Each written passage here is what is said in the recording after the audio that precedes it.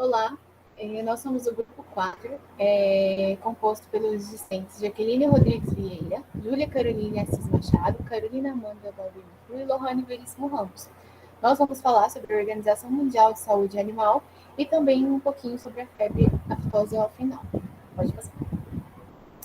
Então, durante o trabalho a gente vai abordar sobre o histórico, a estrutura e atuação e também as listas de doenças de notificação obrigatória pela OIE, que é a Organização Mundial de Saúde Animal. E ao final a gente vai falar um pouquinho sobre a febre aftosa também. Então, a percepção de risco de ocorrência de enfermidades animais em função do trânsito de animais e seus produtos derivados encontra origens muito antigas na história. Estratégias coordenadas para a prevenção dessas enfermidades, no entanto, elas passaram a ser mais propriamente adotadas somente a partir do século XVIII, seguindo a criação das primeiras escolas de medicina veterinária. Essa especialização ela levou ao desenvolvimento dos primeiros serviços veterinários nacionais, amparados por infraestruturas legais que passaram a estabelecer critérios não tarifários aos produtos em circulação do comércio internacional. A utilização desses critérios, embora bem-sucedida na redução da difusão de determinadas doenças, evidenciou a necessidade de adoção de abordagens supranacionais para o controle efetivo dessas enfermidades transfronteiriças. Surgiram, assim, certas iniciativas isoladas definindo ações cooperativas, na verdade, de prevenção de enfermidades, em geral estabelecidas entre países ligados por parcerias comerciais e cujas regulamentações, definidas caso a caso, restringiam-se à prevenção da difusão de enfermidades e sem vínculos com perspectivas de redução de prevalência ou mesmo erradicação. Nesse contexto, e amparados pela necessidade de trazer uma abordagem global ao combate de enfermidades animais, fez com que um grupo de países fundasse o Escritório Internacional de Epizootias em 1924, conhecido como OIE. Esse acrônimo é devido ao seu nome em francês.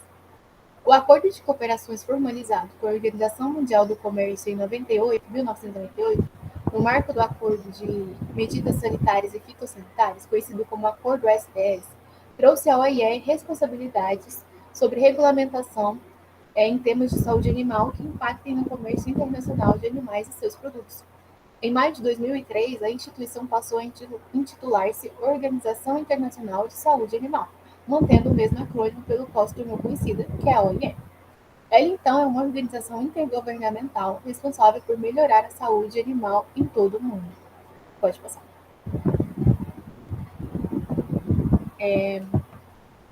A necessidade de combater as doenças animais em nível global levou à criação, então, do Escritório Internacional de Epizootias por meio do Acordo Internacional assinado em 25 de janeiro de 1924. Em maio de 2003, o escritório tornou-se Organização Mundial de Saúde Animal, mas manteve a sua sigla histórica OIE.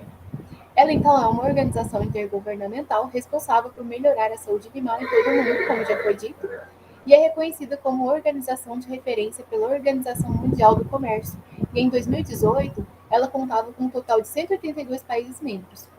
Ela mantém relações permanentes com cerca de 75 outras organizações internacionais e regionais e possui escritórios regionais e subregionais em todos os continentes.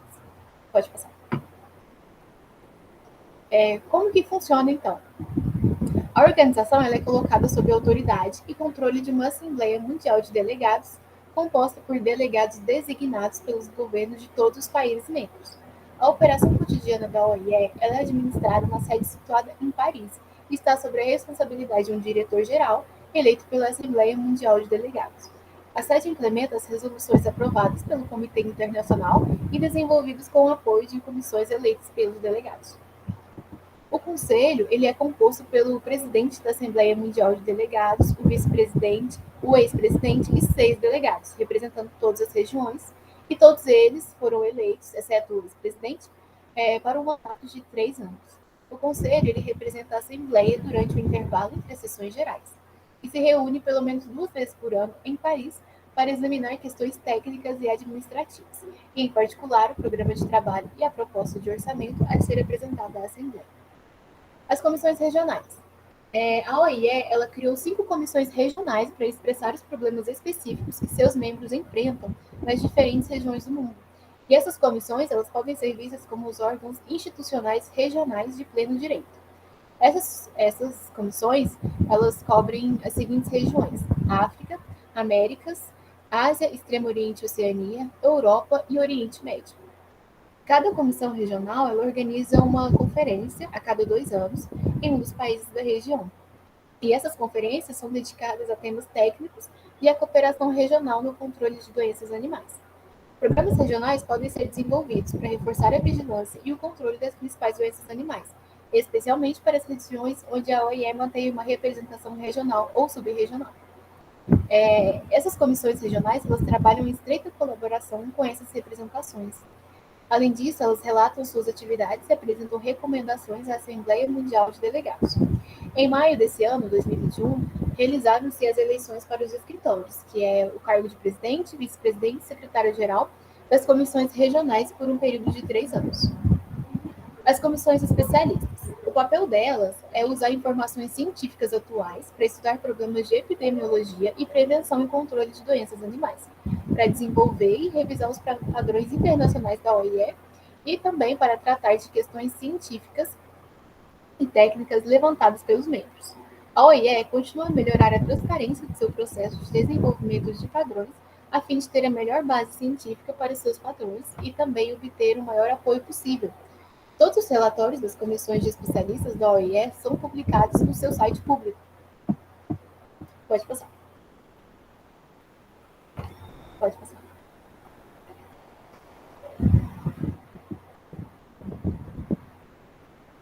Então, qual que é a estrutura, os processos de tomada de decisões e as regulamentações da OIE? O progresso científico e tecnológico, ele refletiu nos objetivos da OIE, fazendo com que os elementos como promoção dos serviços veterinários, coleta e disseminação de informações científicas e bem-estar animal, segurança do alimento e solidariedade internacional tenham sido acrescentados aos seus objetivos originais, que eram segurança sanitária no comércio internacional e transparência em saúde animal. Sendo assim, uma associação de países, a OIE ela trata de atender as demandas que são requisitas, né, pelos seus membros, seja por intermédio de processos consultivos ou de maneira extraordinária em situações emergenciais.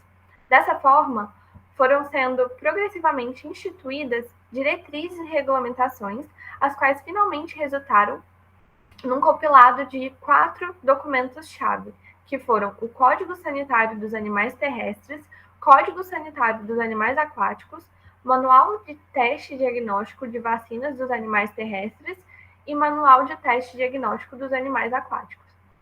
A evolução no número de países membros fez com que essas diretrizes passassem a ser cada vez mais adotadas em nível global.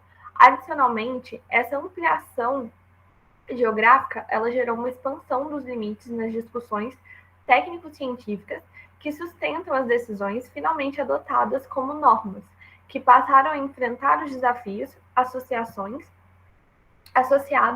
à obtenção de textos capazes de alcançar as distintas realidades culturais, ambientais, produtivas, socioeconômicas e geográficas vividas pelos seus membros.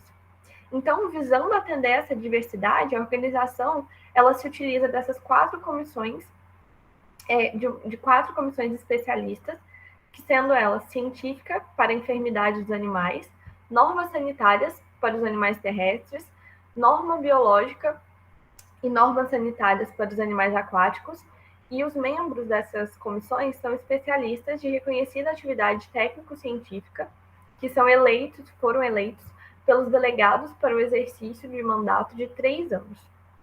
As comissões especialistas, elas são amparadas por um grupo de trabalho e grupos de ad hoc, de formação precária e encarregados de endereçar temas com contornos bem definidos, como enfermidades em específico, reconhecimento oficial de status sanitário ou revisões de critérios de aplicação longitudinal. As conclusões daquelas comissões são finalmente submetidas à apreciação de países membros e subsequente adoção por intermédio de votação durante a Assembleia Geral Anual da OIE. E a OIE, ela se utiliza de uma rede de centros de referência, que são integrados por laboratórios de referência e por centros de colaboradores. Os primeiros, eles se referem a laboratórios designados para fornecimento de expertise em nível regional ou global, em temas diretamente relacionados a enfermidades em específico, enquanto os segundos tratam de aspectos mais horizontalmente aplicáveis a temas de saúde animal. Em maio de 2012, essa rede ela contava com 276 centros de referência mundial, dos quais 236 são laboratórios e 40 centros de colaboradores. Pode passar. Então, as normas sanitárias da OIE.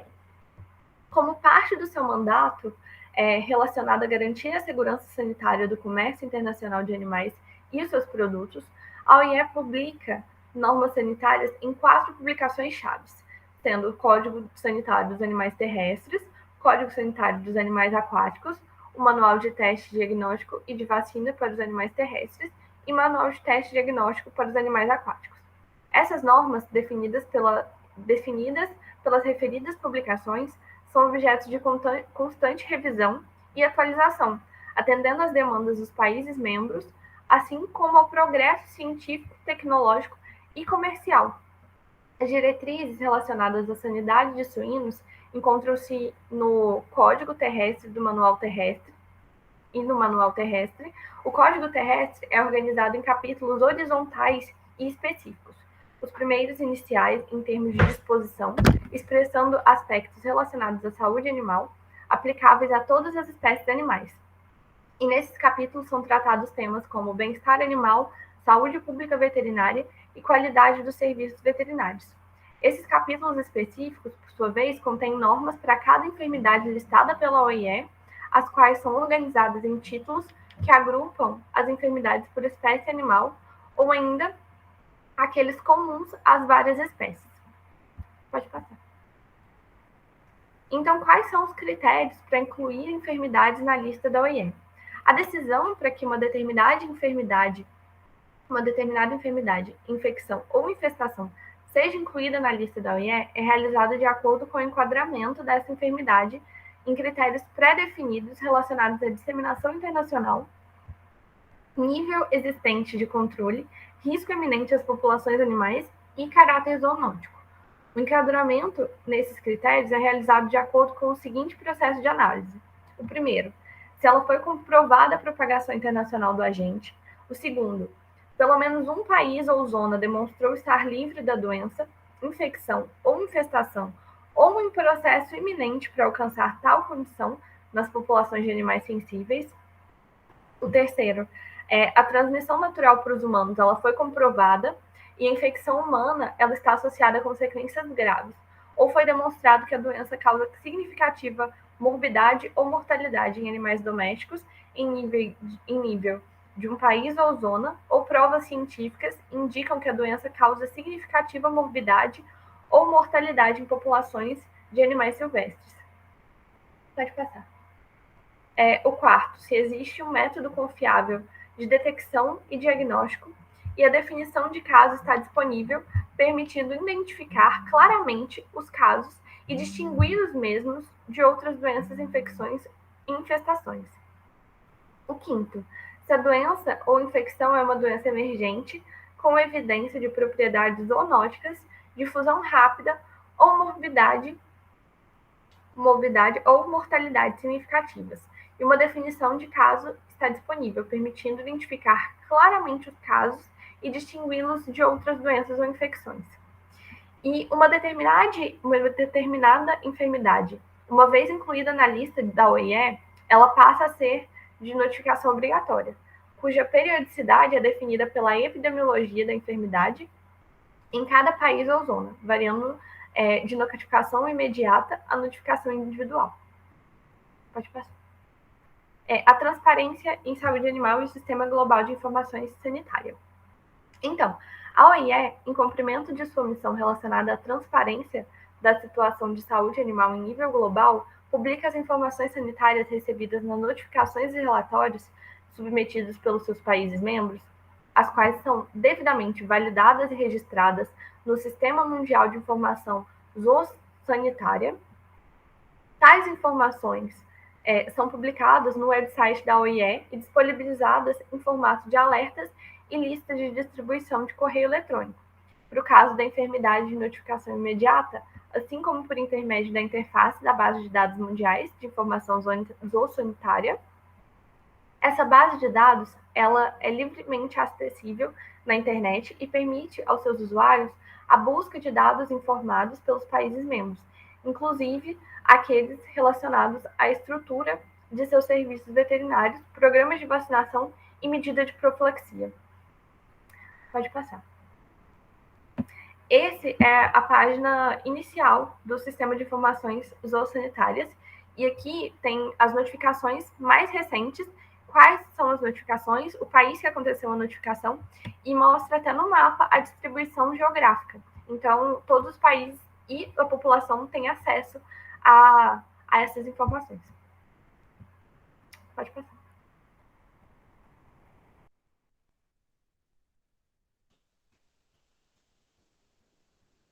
Vou falar um pouco sobre as doenças de notificação obrigatória, ou também de notificação compulsória, que são quaisquer doenças que a lei exige que seja comunicado às autoridades de saúde pública.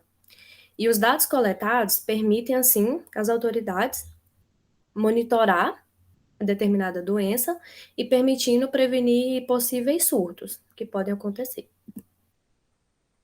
Em 2013, o Ministério da Agricultura, Pecuária e Abastecimento publicou a mais recente Instrução Normativa, de número 50, de 24 de setembro, onde as doenças listadas nesse anexo são de notificação obrigatória ao Serviço Veterinário Oficial, que é composto pelas unidades do Ministério da Agricultura, Pecuária e Abastecimento e também pelos órgãos estaduais de defesa sanitária animal.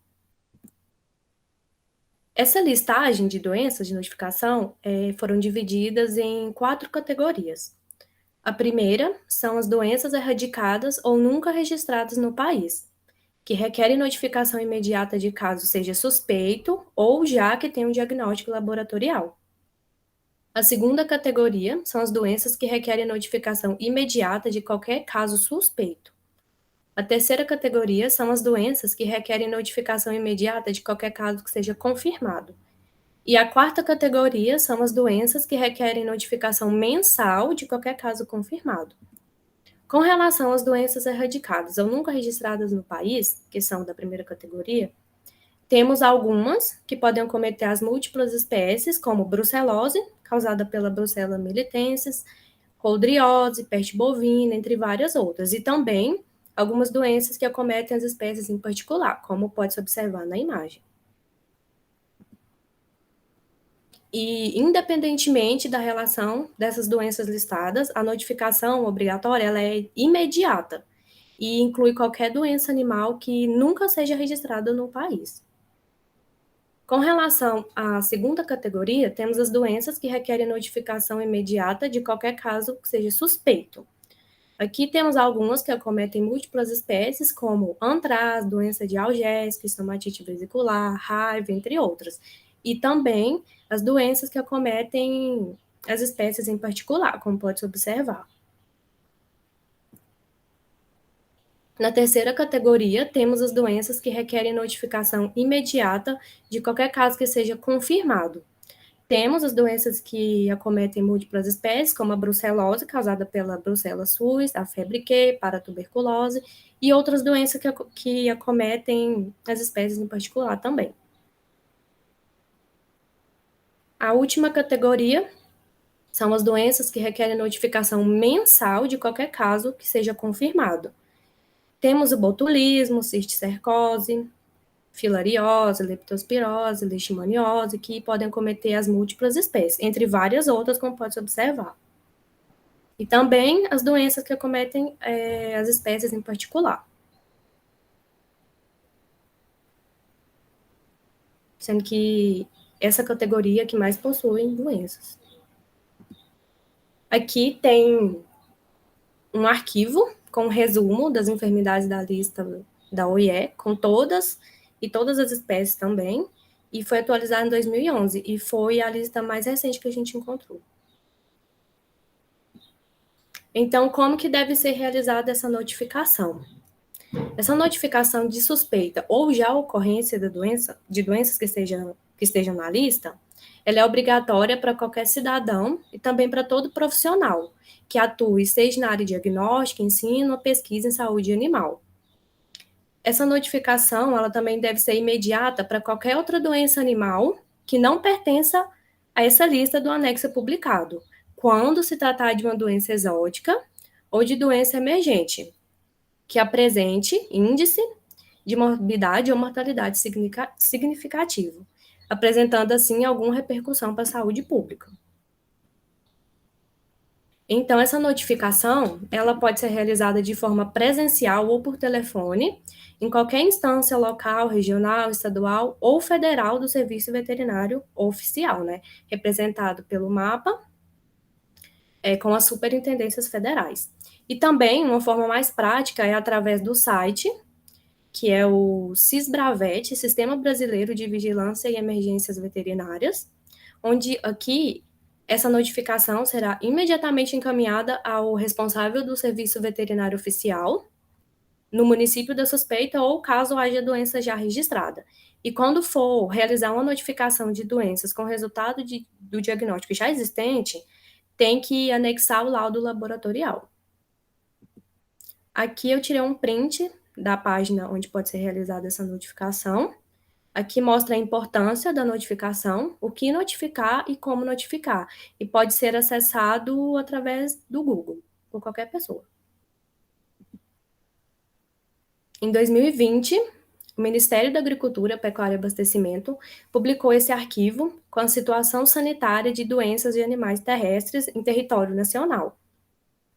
Nessa primeira parte, tem as doenças que estão ainda presentes em nosso território nacional, como a leishmaniose, a raiva, entre outras que podem acometer múltiplas espécies. Também algumas doenças que acometem bovinos e bubalinos. Algumas também que estão presentes que acometem equídeos, caprinos e ovinos, suínos e as aves.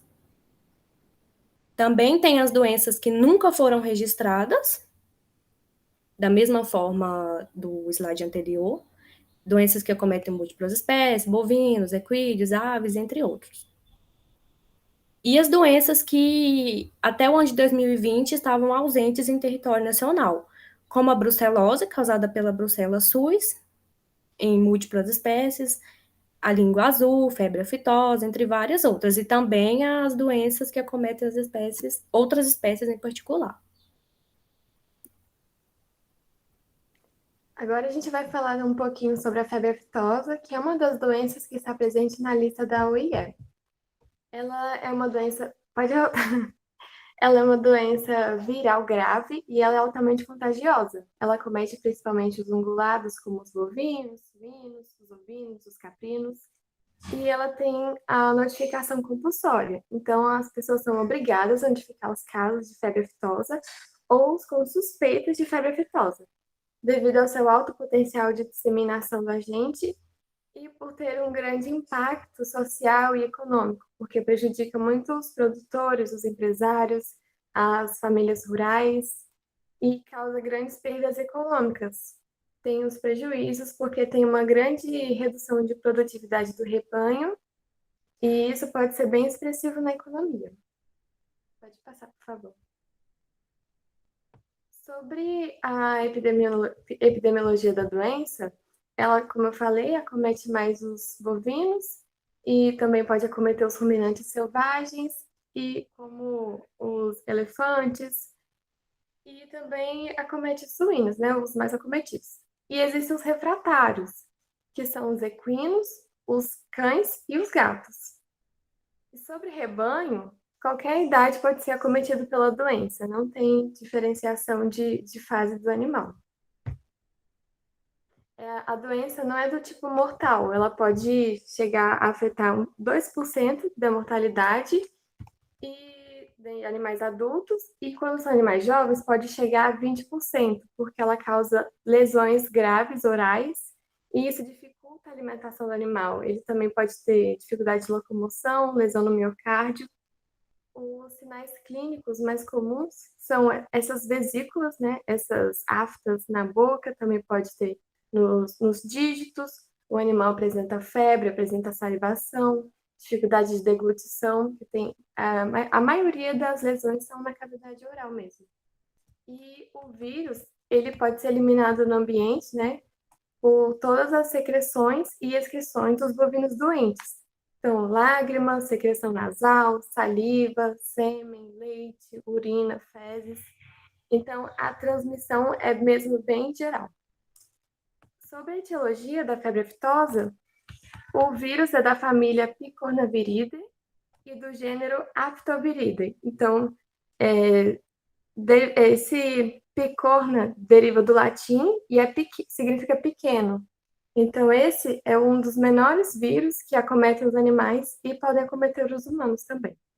O subtipo mais comum aqui no Brasil é o A21, o 01 e o C3. E sobre a transmissão, um animal doente tem o potencial de propagar o vírus em um raio de até 100 km, em condições favoráveis, 10 km, desculpa, em condições favoráveis. Por isso que quase todo rebanho, ou todo rebanho, pode ser acometido. A transmissão também pode ser através de fômites. Então, alguém tem contato com o animal doente, e aquela partícula de vírus pode ficar na roupa ou em objetos, como da ordenhadeira. E mesmo após o abate do animal, se ele estiver doente, ele pode estar com o vírus presente na carne, a carne fica contaminada. E só para enfatizar mais um pouquinho, ele tem uma alta morbidade, que pode acometer vários animais, mas ele ainda tem baixa letalidade. Então, não é muito comum ter morte. Pode passar, por favor. A febre aftosa é uma doença importante para a saúde pública, devido aos impactos sociais, econômicos também, mas também porque, embora seja raro, ela pode ser uma zoonose. Ela pode acometer os humanos, por mais que eles sejam hospedeiros acidentais dessa doença, eles desenvolvem os sinais clínicos e isso é preocupante.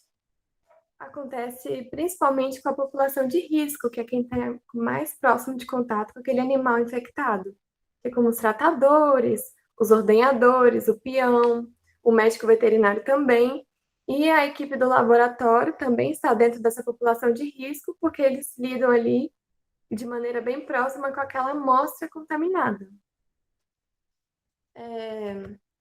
A profilaxia dessa doença, basicamente, é a vacinação, e ela vai conferir a imunidade para aquele animal entre 14 a 21 dias. Só que tem que ter o cuidado com a vacina, né, com a sua manipulação e transporte, para que ela seja efetiva mesmo. Os anticorpos ficam no animal ali de um período de 6 a 7 semanas, mais ou menos, após a vacinação. E caso seja feito um exame para diagnosticar a doença, tem que prestar atenção na titulação, porque às vezes a titulação pode ficar alta, e aí tem que saber diferenciar se a titulação alta vem da vacina ou se o animal está doente. Então tem que ter muita atenção ali, o envolvimento do médico veterinário, tá avaliando os sinais clínicos e ali a epidemiologia da área. Os suínos, ovinos, caprinos são menos, assim, eles têm menos acometimento do que os bovinos, então eles servem ali como sentinelas, porque a infecção deles é persistente, né, forte, não é muito comum.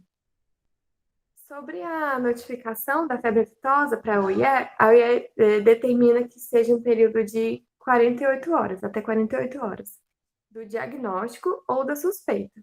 E aí, depois que tem esse diagnóstico, tem que entrar com aquele plano de ação, e esse plano de ação se inicia desde o atendimento do animal e notificação, e ele vai até o gerenciamento de emergência, então, até controlar aquela situação. Aí também envolve sobre o raio de contaminação, que precisa ser feita a eutanásia daqueles animais que estão no foco, que é uma área da fazenda. Também tem a área infectada, que ela é de 3 quilômetros de onde teve o foco, também tem que ser feita a eutanásia desses animais acometidos. E as áreas até do foco. para cima de 7 quilômetros tem que ser feito monitoramento. Também tem a chamada área tampão, que é da área de vigilância até o foco, e aí são de 15 quilômetros, assim, ou de 25 quilômetros, depende muito do procedimento. E esses animais que estão ali naquela área do foco, do raio, né, de contaminação, não podem sair da propriedade e também não podem entrar novos animais. Tem que ser feito o vazio sanitário de 30 dias, e só depois desses 30 dias pode-se colocar animais sentinelas para monitorar por mais 30 dias. E depois desse período todo dos sentinelas, que podem começar a introduzir os bovinos. E o reconhecimento precoce dessa doença, ela é muito importante, né? Porque também a pronta notificação, desde a inspeção da defesa agropecuária, são essenciais para esse controle ser bem sucedido. A notificação precoce, ele pode impedir que essa febre aftosa se difunde por mais áreas, como o acometimento do estado todo, e reduz também o tempo, o aporte financeiro que é necessário para essa erradicação da doença. Pode passar, por favor. Essas foram as referências que o nosso grupo utilizou. Se vocês tiverem interesse, a gente manda o link depois. E nós agradecemos muito a atenção.